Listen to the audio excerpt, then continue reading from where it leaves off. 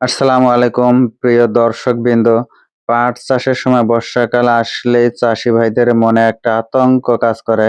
সেটা হলো গোড়া পচা রোগ আর পাতা ঝলসানো রোগ। এই রোগ হলে গাছের গোড়া কালো হয়ে পচে যায় আর পুরো ক্ষেত মরে যায়। এই রোগ থেকে বাঁচার জন্য সবচেয়ে কার্যকরী অস্ত্র হলো বায়ার কোম্পানির অ্যান্ট্রাকল। এটি কীটনাশক নয়, এটি একটি ছত্রাকনাশক। আজকের ভিডিওতে আমরা জানবো পাট চাষে অ্যান্ট্রাকল কিভাবে কাজ করে, ডোজ কত এবং কখন স্প্রে করতে হয়। অ্যান্ট্রাকল কি এবং এর উপাদান? বন্ধুরা, অ্যান্ট্রাকলের সক্রিয় উপাদান হলো প্রোপিনেপ। এটি একটি মাল্টি সাইট কন্ট্রাক্ট ছত্রাকনাশক। এর মানে হলো এটি একসাথে ছত্রাকের বিভিন্ন জৈবিক প্রক্রিয়াকে আক্রমণ করে, ফলে ছত্রাক কখনোই এই ওষুধের বিরুদ্ধে রেজিস্ট্যান্স তৈরি করতে পারে না। এটি পাট গাছের পাতায় ও কাণ্ডে একটি দস্তার প্রলেপ তৈরি করে, যা শুধু রোগেই দমন করে না, বরং পাট গাছের সালোক সংশ্লেষণ বাড়িয়ে পাটের রং সোনালী উজ্জ্বল করে। পাট চাষে অ্যান্ট্রাকল কেন জরুরি? গোড়া পচা রোগ। এটি পাটের সবচেয়ে মারাত্মক রোগ। গাছের গোড়ায় সাদা তোলার মতো মাইসেলিয়াম দেখা যায় এবং গাছ ঢলে পড়ে মারা যায়। বীজ বপনের সময় অথবা 30 থেকে 40 দিন বয়সে অ্যান্ট্রাকল স্প্রে করলে এই রোগ সম্পূর্ণ প্রতিরোধ হয়। পাতা ঝলসানো রোগ। পাতায় প্রথমে বাদামি ছোপ পরে, পরে পুরো পাতা পুড়ে যায়। অ্যান্ট্রাকল এই রোগের বিস্তার বন্ধ করে দেয়। অ্যানথ্রাকনোজ। কাণ্ডের কালো দাগ পড়লে আঁশ নষ্ট হয়ে যায়। অ্যান্ট্রাকল এর জন্যই মহা ওষুধ।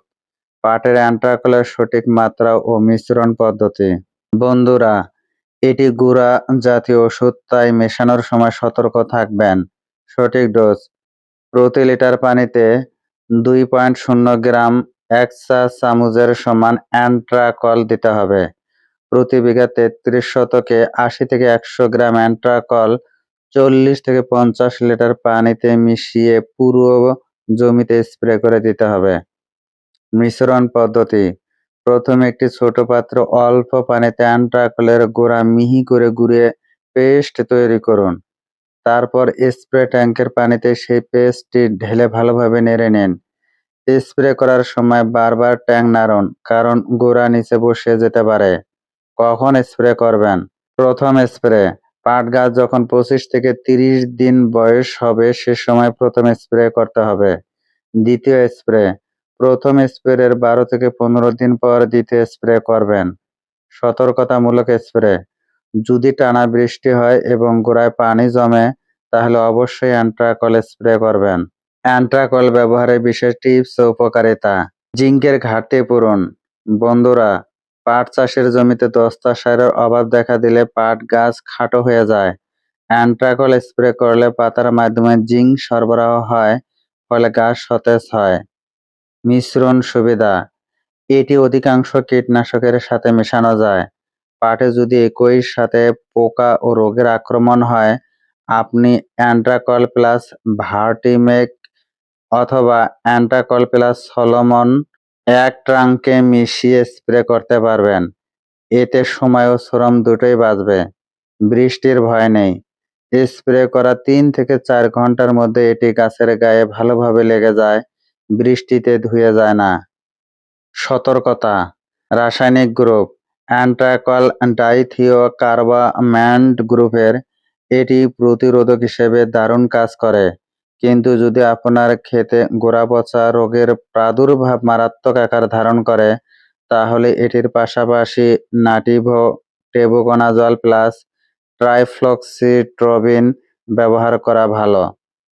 নিরাপত্তা: এটি মানুষের জন্য তুলনামূলক নিরাপদ হলেও স্প্রে করার সময় মাস্ক পরুন ও ধূমপান খাওয়া থেকে বিরত থাকুন।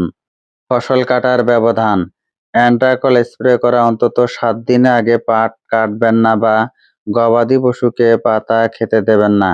সংরক্ষণ: প্যাকেট খোলার সময় বাকি গুঁড়া শুকনো জায়গায় রাখুন, না হলে জমাট বেঁধে যাবে।